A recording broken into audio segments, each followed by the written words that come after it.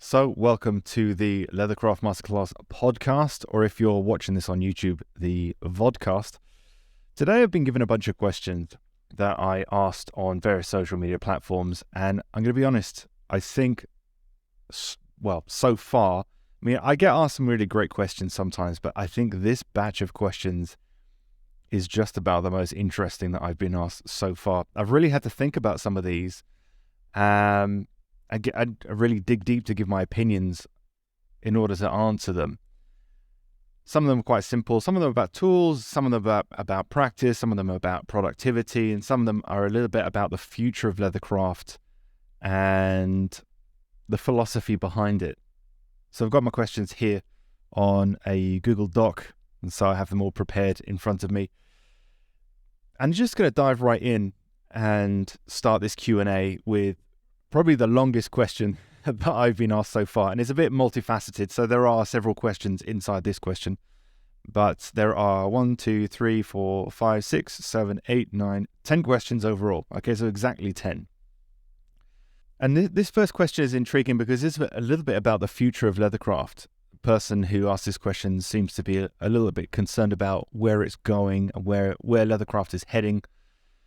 So I'll read it in its entirety first and then just break it down into several different questions. So share your thoughts on the future of leathercraft. Do you think a trade that has been considered to be dying is seeing a rebirth, or is it something that in a few years is going to slow down and become niche again? Also, how do you think new generations, Gen Z and others to come, will see leathercraft with more social media and environmental awareness, and not necessarily more knowledge or education on the subject? Will people shy away from animal products? Will they look for better made products and not care so much about brands or status? Feel free to synthesize the question for the podcast should you wish to respond to it. Well, I do wish to respond to it with my opinions, and that's exactly what I can give you on this. I can't really give you facts about the future, obviously. So the first part is, share your thoughts on the future. Do you think a trade that's been considered dying is being given a rebirth? Let me just tackle that first for a second. Maybe it had been considered dying in the 90s and the early 2000s. I think the popularity of leathercraft as a hobby, I think, wasn't particularly high. And a lot of people capitalized on that and created YouTube accounts that have done very well because they started in the early days. But I think today it's probably definitely at its peak. Have we reached the apex of it? I don't know.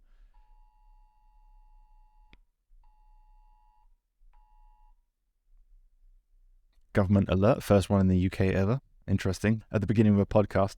Yeah, being considered to be dying. Yeah, I mean, in the early days, not recently. I think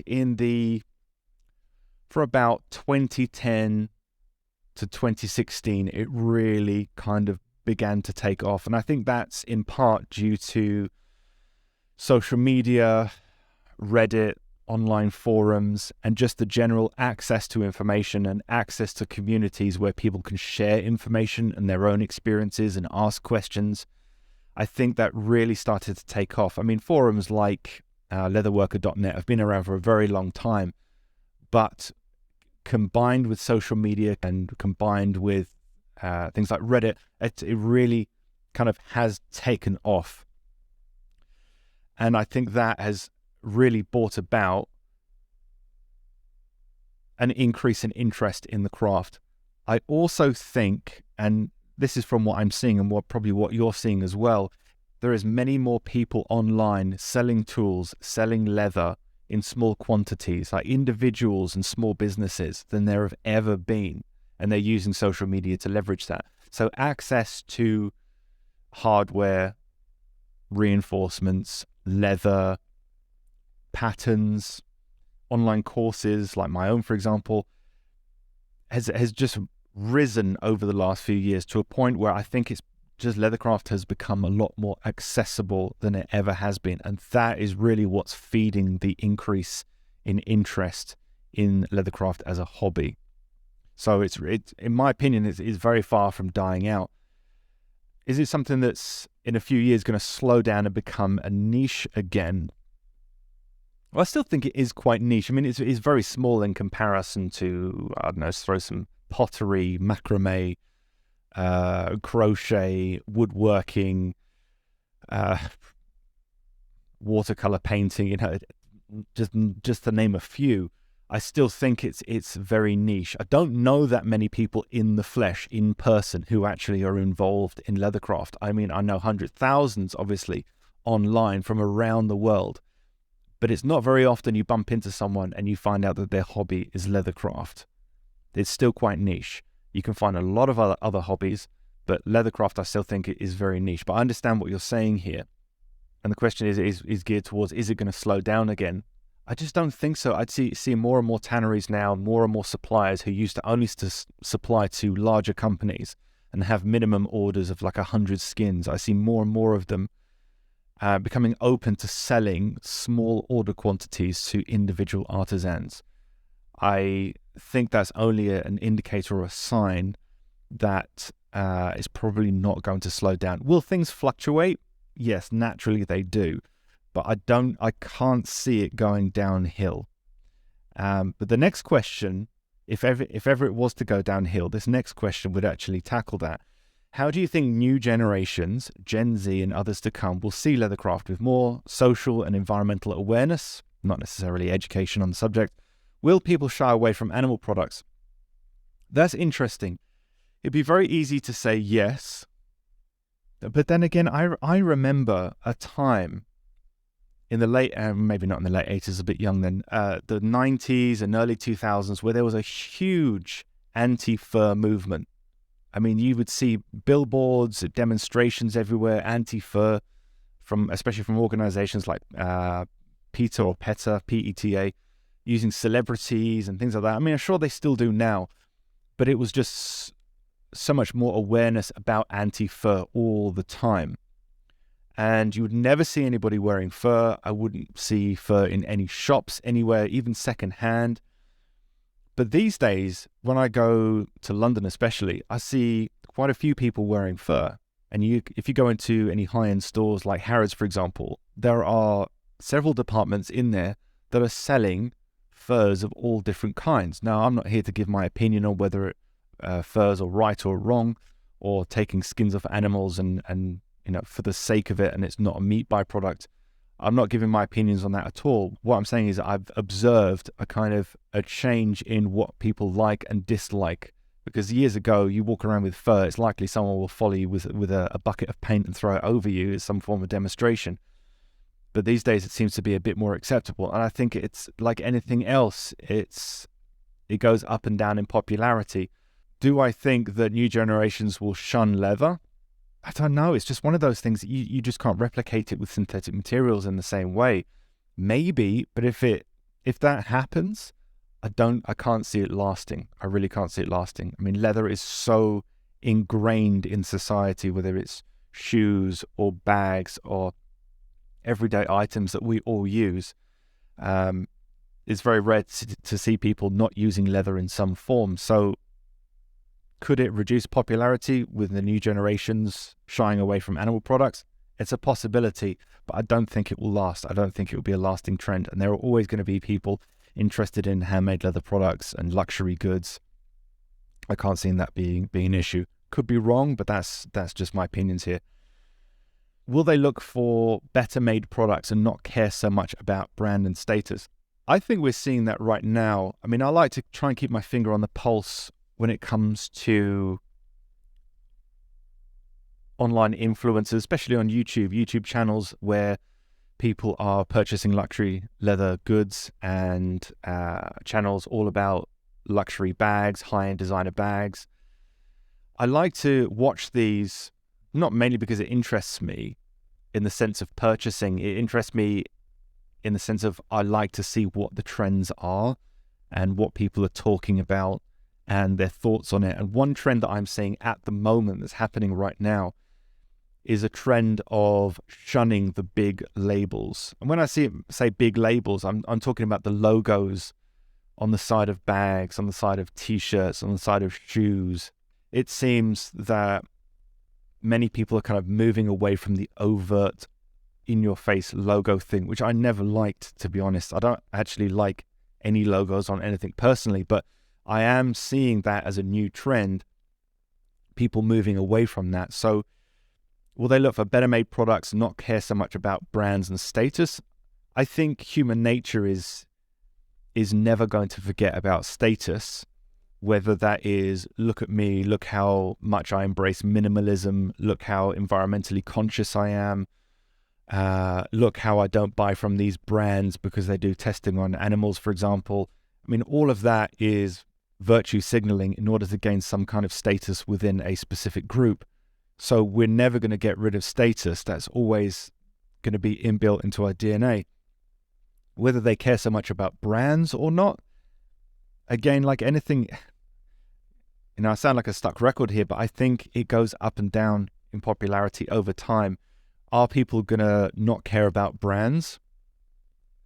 Well, people are caring a lot about environmentally friendly brands at the moment, brands that are socially conscious, and people are using those to signal to others, look at me, look how great I am. I mean, there's a reason that electric cars looked so weird, especially when they first came out. Tesla, maybe not so much, a bit more conventional looking car, but do you remember when the Nissan Leaf first came out, or when the Toyota Prius, the first commercial hybrid came out? They made the cars look weird so that people could stand out, so that other people would notice what they're doing. It was almost a sense of status. I remember there was a bit of a fight with the first hybrid coming out between Honda and Toyota. The Prius came out with this weird-looking bubble car, and it still looks awful today, in my opinion.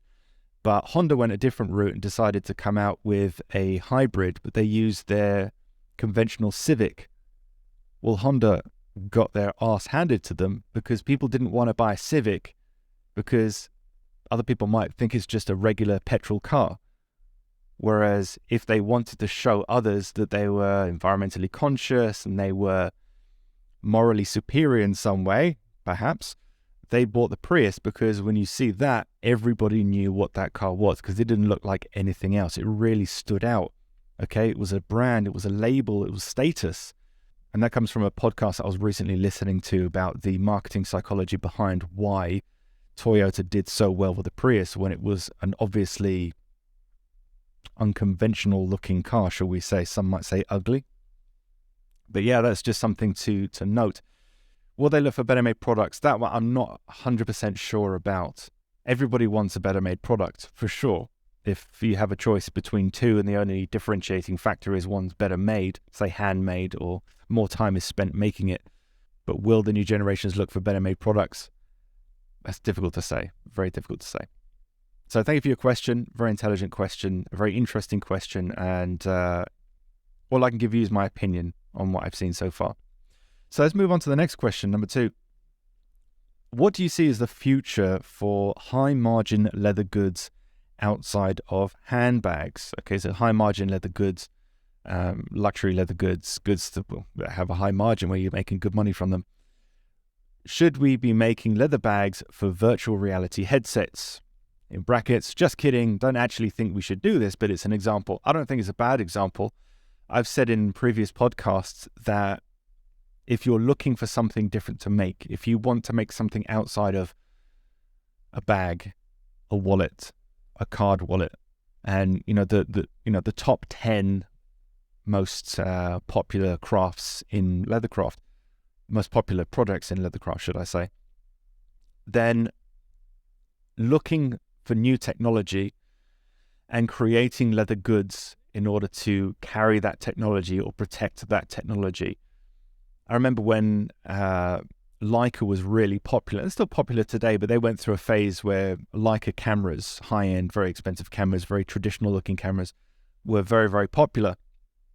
And there were a number of leather crafters online selling camera bags, camera cases, handmade for Leica, and also creating like a leather carry case. I'll insert an image of what that looks like. And that was really popular. And I think that's a great idea, looking at what new technology is coming out, especially portable technology. A VR headset is a good example. Phones, AirPods, tablets, laptops and all manner of new technology coming out. What can we create for that?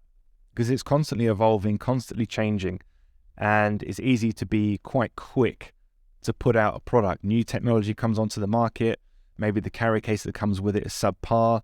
You can get hold of it, create something for it, start advertising. So new tech is really easy pickings, and not a lot of people capitalize on that, I think. So if you want to start creating new products that sell well, look at new tech. What can you create for that? Okay, and not just new technology, new popular products that come onto the market that can fit in a pocket, that are handheld, that need to be carried in some kind of capacity. New cameras, for example. So if you're creating designs and products for new technology, then I see the future for high margin leather goods outside of handbags as pretty good. So question number 3. This is going to be a difficult one to answer on a podcast because it's not necessarily a visual format, but this individual is looking to get help getting that perfect round skive for a turned edge corner. And they go on to say that they can do it, but consistency is difficult. And I'm using the same technique on each corner. Perhaps it's a skill, practice, or knife edge, but it's the one thing turning me off making such items. So what they're saying is, if you're creating a turned edge on leather products, and most of you know what that is, it's where you thin the edge of the leather so you can turn it back on itself and then stitch it through.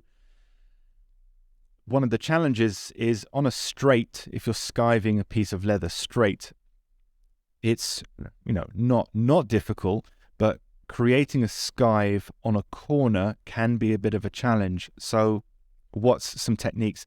Well, really, the answer is in the question there. Perhaps it's skill, practice, or the knife edge. But it's one thing turning me off. Now, I remember once I got a brand new skiving knife. I think it was the Blanchard knife that's behind me in the workshop, which is made from high-speed steel. And they come I can't say they come sharp from the factory. They come with a kind of a serving suggestion of an edge. But I went through the various grades, various grits on a diamond hone and took it down and then finished it off on polishing compound and then got that thing so sharp that it would literally pop hairs. And after having a bit of fun with it, I asked someone who has absolutely no skiving experience or any leathercraft experience to try the knife out. And I just gave them a little bit of coaching on how to safely skive with a knife, skiving away from your hand. But this is the first time they've ever touched a skiving knife. They skived an edge that I think would take somebody perhaps 6 months to a year to learn how to do. And you could say, okay, yeah, but you've got Phil who's standing over them, coaching them through it. That's a definite advantage for sure. But the biggest differentiating factor was they took a knife that was ridiculously sharp so that it cut through it like butter with little to no resistance. I mean, it was so sharp, the fibers of the leather were parting themselves before the blade even touched them through fear of that blade edge. Okay, that sharp. So having a sharp knife doesn't just give you an edge, excuse the pun, it makes all the difference. It is your foundation of learning how to skive. If you learn how to skive and your knife isn't razor sharp, you're not learning how to skive. You're learning how to skive with a blunt blade. And that's a different thing. It's a bit like learning to juggle and surfing on a surfboard at the same time, and then you can't do it, so you conclude that you're no good at juggling. No, you stand on the beach, dig your feet into the sand, get a solid foundation, then begin learning how to skive. So my recommendation, not necessarily to the person asking the question, but for people who are listening to this, is spend as much time as you can learning how to sharpen. It is one of the most important skills to learn in leathercraft, amongst how to cut leather accurately, how to stitch it and finish edges. Having a sharp knife is a foundation skill that's vitally important. It's one of the reasons why I have 2 courses on it in the Leathercraft Masterclass, Techniques of the Blade and Techniques of the Blade Part 2, Advanced Sharpening. It reminds me of a quote, and I could be completely wrong here, but I think it was an American president that said something on the lines of, and don't hate me here if I get this wrong, if I have 6 hours to cut down a tree, I'll spend the first 5 sharpening the axe. And that is exactly what it should be like when learning how to skive, even learning how to create a blade edge to cut leather with. When it cuts through like butter, your cuts are going to be more accurate. So spend as much time as you can learning how to sharpen. Then once you have that edge that can literally split a hair, take a hair from your head, okay? And then will it cut into the hair? It doesn't have to cut it in half necessarily, but will it cut into the hair on the heel of the blade, in the middle, the belly section of the blade, or at the tip of the blade, all the way along? Will it do it then? Then you're ready. If you rub your skiving knife along the hair and it doesn't do that, it's not quite there. Even a 98% there skiving knife doesn't compare to that perfect edge. And guys, you just need to get the time invested into sharpening, because not only does it make it easier, not only does it make it safer, not only does it prevent you stretching the leather as you're pushing your blade through it, but it's going to make skiving fun. A lot of people hate skiving. No one who has a beautifully sharpened edge that can cut through hairs hates skiving. And the reason being is there's a joy to feel that blade gliding through the leather, seeing that little ribbon of leather come off the top, and then you look at it and see how consistent it is. If you give someone with experience, myself, if you give me a blade that's 95% sharp, I'm still not going to give you a great skive at the end of it. It makes that much difference having a great edge. And getting back to the question, perhaps it's skill, practice, and knife edge. Yeah, practice. If you only ever perform these techniques when you're actually making the product, you're never going to get enough time and experience on that technique. If the first time you try hand stitching is when you're making a wallet, the stitching is probably going to be horrendous. If you first start out practicing stitching over and over and over and over and over again, and then take that skill that you've honed and put it into a project, you're going to see a mammoth difference in the outcome and the look to your seams. Same with edge finishing, same with cutting, same with so many things in leathercraft. It's important to spend time practicing the foundational skills, the essential skills, and then moving on to the project. So I would set aside some scrap leather and then just focus on getting that corner skive in. If you're looking for a project, anyone out there for a project where I actually use that and teach that, it's in the Turned Edge Passport Wallet, which is one of the courses in the masterclass. Moving on to the next question. An interesting one. Processes that allow you to do more work but still keep your attention to detail. Okay, so they're asking for tips on processes that allow you to do more work, so higher productivity, but still maintaining the attention to detail. The first thing that I would recommend is solitude, okay? Spending enough time by yourself with no distractions. Now, it's very difficult for people who have, where most of the listeners here will be crafting at home, and they don't necessarily have a workshop. So you might be in the kitchen, you might be in the living room, you might be in a bedroom, you might be in your basement crafting. And if you're lucky, a shed or an outbuilding where you can separate yourself a little bit. But trying to create quality time away from distractions. When I'm crafting or focusing on teaching these online courses, the phone goes off, it gets put away in case I sit down and have a coffee and I start scrolling through Instagram.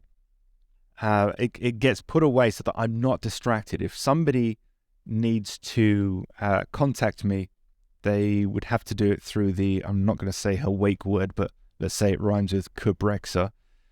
They can contact me through that, and it's only in emergencies. And I'm isolated with fields of horses around me and not a lot of noise. So it's the perfect situation, and I'm very privileged to have this. I'm very grateful to have this, where I can separate myself from the outside world and then just focus on exactly what I need to be doing. So try as much as you can to set aside time where you're not going to be disturbed. Some of the greatest minds in history and creators, from great composers from hundreds of years ago to famous authors, even J.K. Rowling is an example, where she will go to a specific hotel in Scotland. She gets the same room every single time she needs to write a book, and she hardly ever comes out that room until the book is written.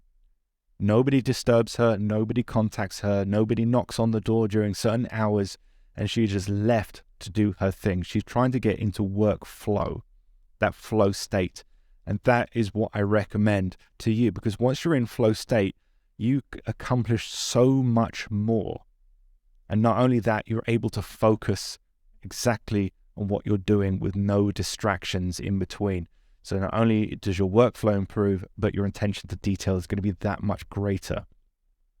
Another recommendation I have is to keep a small notebook. I have one that I write down every single day, exactly what I'm doing from a morning workout to when I finish, and in between what I need to do. And then I have a macro calendar, which is, every day of the month. Right, today is recording a podcast, for example, so that I know what I'm doing at a glance. And just organizing your time in that way is going to give you so much of an upper hand in order to put aside the time necessary so that you can be as undisturbed as possible, so that you can get into that workflow. So organization of your time, and then setting aside time for your hobby. I know it's very difficult if you've got a full-time job, if you have family commitments and many other commitments that we have in today's busy world. But if you can set aside time, sacrifice time on Netflix or television or scrolling on social media to devote to exactly what you want to be doing, so that you can improve, allow you to get more work done, and allow you more time just to focus on getting those details correct. So I hope that helps. Next question. This is a rather long-winded question, so bear with me on this one. Are you ready? Okay, I'll begin. Skiving. That is literally it. Just the word skiving, and not even a question mark. Okay, but all right, let's see if I can read between the lines. But I will say, the quality of the answers in life are based around the quality of the questions that you ask. So I will have to interpret. The reason that you're saying skiving is probably, I'm assuming that you believe you're not good at it, and that you want to be good at it, and you're asking me what my advice is to get you from where you are now to where you want to be with your skiving. This is going to be pretty short because I've already mentioned what you need to be doing, and that is spending more time practicing your sharpening. And then once you get to a point where you can literally cut a hair, you can then, and only then, begin skiving practice. And then once you've got enough practice in on all the scraps of leather that you have, spending an hour or two listening to a podcast or listening to music and just focusing on that undisturbed, then you're going to be so much better at skiving. It will be unbelievable. It'll be night and day. Moving on. Interesting one. How to care for chrome tan leather. I think the reason there's not a lot of advice out there on how to really care for chrome tan leather in the community is because it doesn't really require that much care in comparison to vegetable tan leather or even combination tan leather. Chrome tan leather tends to be quite soft and supple already. It doesn't need conditioning in the same way as vegetable tan leather over time, which can dry out over the years with use, especially if it's something that goes in the outdoors and gets dry, then wet, then dry, then wet. Chrome tan leather is quite resilient in that way. You might argue that vegetable tan leather improves with time and looks better and ages better, which is more of an appearance thing and the patina thing, which is personal taste really. But chrome tan leather looks its absolute best at the beginning and slowly begins to degrade over time, but it takes a very long time. Chrome tan leather is very good leather. Okay, a lot of people think that it's a lower level of quality leather. It is not a lower level of quality leather. The biggest problem with chrome tan leather is it's not expensive to produce. Therefore, the majority of crap leather out there and leather products that are made of terrible leather is going to be chrome tan. Chrome tan leather biggest issue with that is it's got a stigma for being crap leather, but good quality leather from chrome tan leather from a good quality tannery and a source is excellent to work with and creates beautiful leather goods. Conditioning can be difficult because most, I'd say 90, probably way more than 90%, is going to have a pigmented finish on the surface. And if it's only ever Allen and dyed, so there's no pigment, it's just dyed. Pigment is like a paint, okay, so it keeps a uniform color on the surface. If it's only ever dyed through, then even then, most of them will still have a clear coat, so to speak, over the top, okay, some kind of finish. And it's these finishes and pigments that prevent your regular conditioning creams from being absorbed into the leather. Not that it needs it as much as veg tan anyway, but that's going to be quite difficult. The best you can do is every so often use a leather cleaner, which comes with certain oils and treatments like lanolin, where you can spray some onto a cloth, clean the surface, clean the dirt off the surface, and it will infuse as much as it can through into the leather, something like lanolin or another conditioning oil or agent. So those are my recommendations for caring for chrome tan leather. It requires very little, if at all. Moving on to the next question. What's the best user-friendly free app or design tool for designing patterns?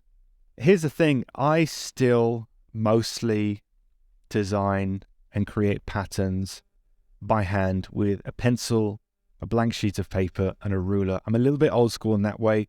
And then once I'm happy with the design, I will then convert it to a PDF, but not necessarily for myself, for the courses, because the core video courses that I come with, most of them have a PDF download that you can print off, glue onto card. When it's dry, cut it out, and you can use those as patterns to begin making the project that I'm teaching in the course. So I'm not necessarily making it for myself. So I don't have a lot of experience using design programs. I have used before, but most of the time I actually get a friend to do it for me. I've used Adobe Illustrator. I don't know how user-friendly it is in comparison to others because it's the only one that I've ever used, but it's probably the most popular one to use. There is a definite learning curve, and you're going to have to watch a lot of YouTube videos before starting using it, and probably during, when you kind of keep getting stuck halfway through wanting to find a certain tool or wanting to do something. You keep having to search online and Google the questions, and hopefully there's videos showing you how to do it. But I'd say Adobe Illustrator, but then again, I don't have experience using others. I'm not even aware of an app that can help you design patterns. Maybe there's one out there. If there is, and you're watching this on YouTube, guys, comment below and give your opinions on that, because my opinion on that is not really an educated one, as I still design old school. Next question, deciding on leather type and color for your projects. So how do I decide what leather type to use and what color to use for a given project? So let's start with leather type. What do I consider first when designing a project? So it's an interesting question because there is a bit of an art, a bit of a skill to deciding what leather to use on the right project. The wrong leather on a wrong project is going to make the outcome pretty terrible. If I try to use pure soft chrome tan leather, the type that you would use for clothing or couches, and I try to make a briefcase, like a traditional English briefcase that you would normally use bridal leather for, if I try to use that using really soft chrome tan leather, it would end up being a floppy, almost unusable mess. It would hold itself very strangely. When you lifted it by its handle, it would contort into probably a weird looking shape. And the end result would be nigh on hilarious. And that kind of thing is pretty obvious. But choosing the right leather is a real skill. And it depends on the outcome. So before you even design and start drawing out a bag, a wallet, or whatever you want to create on a piece of paper, which is before you create a pattern, before you create a prototype, before you create an end product, if that's what you want to do, it's a good idea just to write down everything that you want the end result to have? Do you want the wallet to be soft? Do you want it to feel supple? What kind of edge are you going to have on it? Is it a burnished edge? Is it a turned edge? Is it edge paint? If you're creating a bag, do you want to create a handbag that holds its shape when you place it on a table? Do you want to create a bag that's a bit more slouchy, like a tote bag, for example, that doesn't really need to have a rigid shape? Think about these things and these considerations before ever starting your project if you're creating for your own design. So say, for example, you want to have a bag that is both soft and rigid at the same time. So likely you're going to need chrome tan leather on the outside, and to make it rigid, you're going to need to then glue that to something stiff like leather board, some kind of leather reinforcement itself, or even buckram and many other reinforcements to add stiffness to keep the shape of the bag. Or do you want it to be firm leather on the outside and quite smooth, in which case perhaps vegetable tan leather might be a better option for you. So start to come up with these ideas of what you want, and then you can work back from that and then start essentially prototyping. Take a piece of leather, take some soft leather, glue it to the reinforcement. Does it have the right stiffness? And then work from there. So deciding on the leather type, it depends on what outcomes you want for your project. What color to use for the projects, that is very, very subjective. It's a difficult one. Are you rather traditional, or are you quite modern and contemporary in your designs? If you're a bit more modern and contemporary, you can play around with colors that seem a bit more vibrant or playful than you would if you wanted to keep things very, very traditional. Or you could have something that is traditional in design, like a leather briefcase, but have it in a very vibrant color to have that kind of contrast to make the design a little bit more interesting. So that part is difficult to decide. I have my favorites. I think my favorite leather color of all time is, I know it is burgundy. Then I would say navy. Then we're looking at something along the lines of London tan. Then I would say chestnut, like a nice dark, deep brown. And then I like to match those with different designs. But everybody has their favorites. It's very subjective. So that part really is down to you. But I do have a blog on color matching on leathercraftmasterclass.com. Check out the blog, scroll down, and you'll see one on color matching. I think it's called something like the cheat guides to color matching.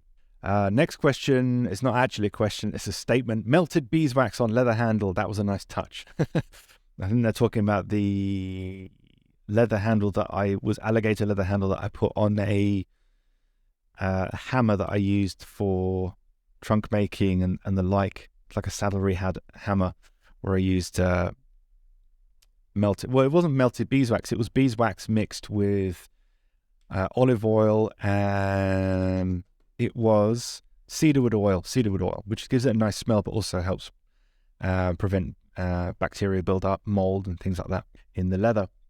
Last question. So let's tackle the last question here. What steps should one make to prevent feeling like their bags are plagiarism of others?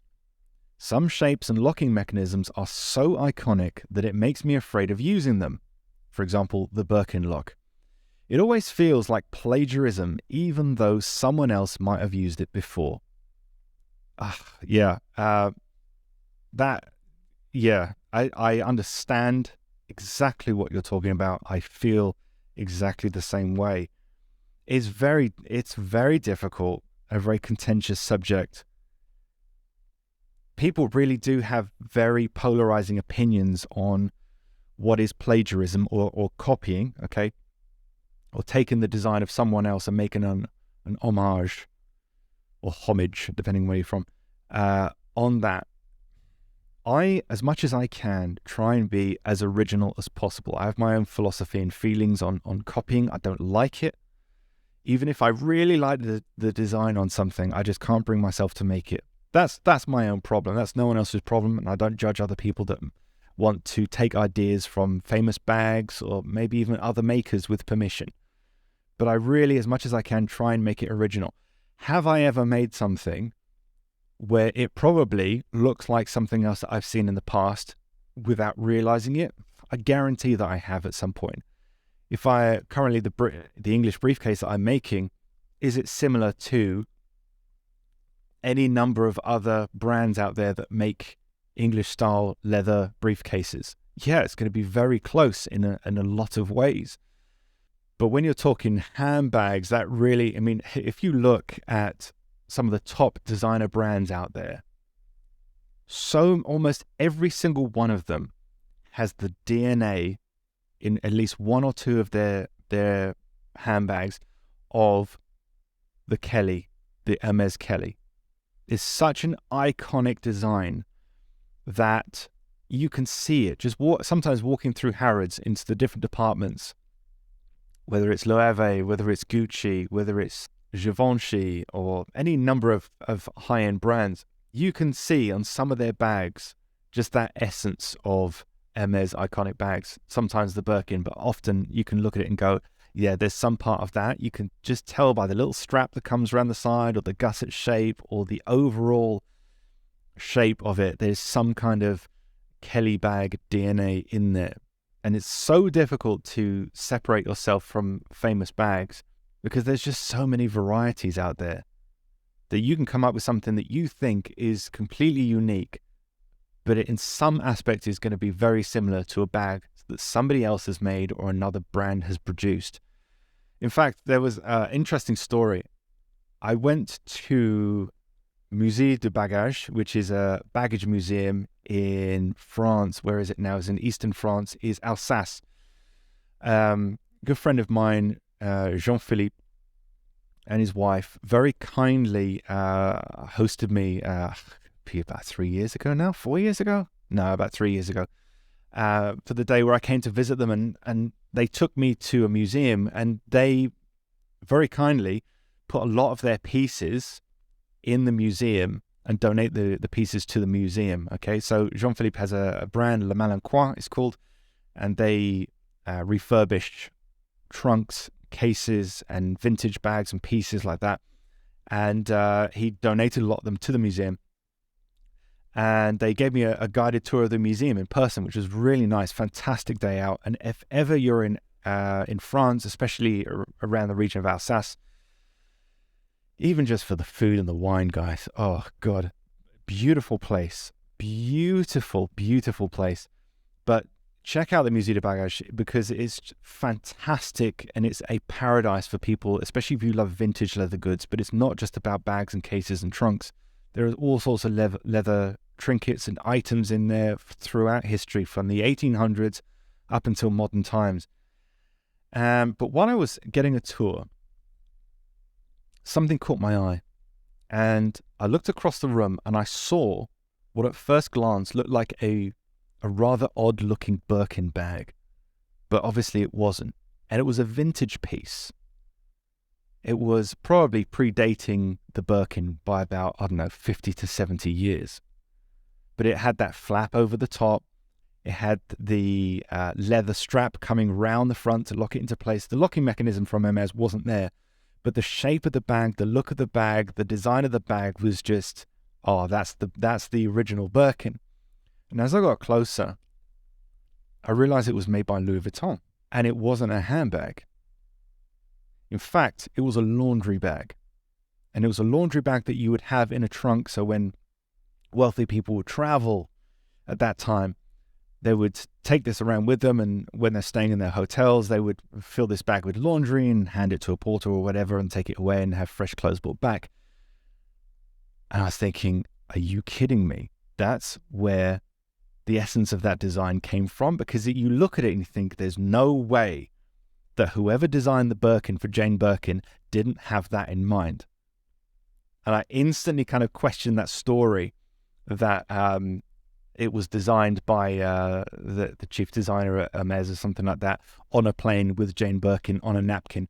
Maybe they did, and maybe they got the idea from the back of their mind from this laundry bag that they saw, and they just always liked the design and wondered how they were going to incorporate it. But trying to come up with a completely original design, even by companies that get copied all the time, and as you said, it's just so difficult that you have to draw the line somewhere and you have to decide for yourself where that line is. I think a one-for-one copy for me is a no-go. having the essence of something in there, as long as it's not too obvious, is acceptable for me. Okay, that's my personal opinion, and that matters to one person in the world, which is me. So everybody has to have that line. You have to kind of decide where that is for you. There is a company in France, in Paris, a very small brand called VODCAST, and they make a bag called La Gare. It's the most fascinating design in the world. I love it. It's beautiful. I want to buy one just to have it on the mantelpiece as inspiration. I love it like it's my favorite piece in the whole world. You might not look at it and think it's anything, okay? It's such a personal thing. I've always wanted to make it, but I can't bring myself to, okay? That's my problem, no one else's problem. You might think that's hilarious, but I just can't bring myself to copy it. If I'm going to have it, I'm going to buy it and nothing else. I've always wanted to. I mean, I would love nothing more than to go there and spend a weekend with one or two of their craftsmen and just pay them to have me make it with them in their shop. So it's like it's still from VODCAST, but it was made by me. That I would accept. But making it from afar by looking at it and trying to copy it, I can't bring myself to do it. It's just my quirk. It's just my thing. And it's going to be very personal. But yeah, I'll put a shot on screen. Maybe I've done that already of what it looks like. But there's something fascinating about it that's really cool. And it was designed by someone who's not a designer either. It was just something they came up with. I think it's just beautiful. But guys, I hope that's answered some of your questions. And maybe that's answered some of the questions that you didn't know you had. Really interesting thought processes going on there. I really enjoyed this one. Thank you for sending through those questions. Some real quality ones, some real absolute diamonds. Thank you for joining me. And don't forget, right now, you can still go to leathercraftmasterclass.com, enter your email address, and I will send you a free hand stitching video. It's a really great one for people who are brand new to the craft to get you started on the right path. Leathercraftmasterclass.com, absolutely free. Don't be crazy. Thousands of people have got it already, so don't miss out on that one. In the meantime, thank you for listening in, or if you're watching this on YouTube, thank you for watching me. And if you have any questions or comments, or perhaps you have some of your own answers and things that you would like to share with the community, don't forget to comment below and leave those. Like, subscribe, and I'll see you in the next podcast.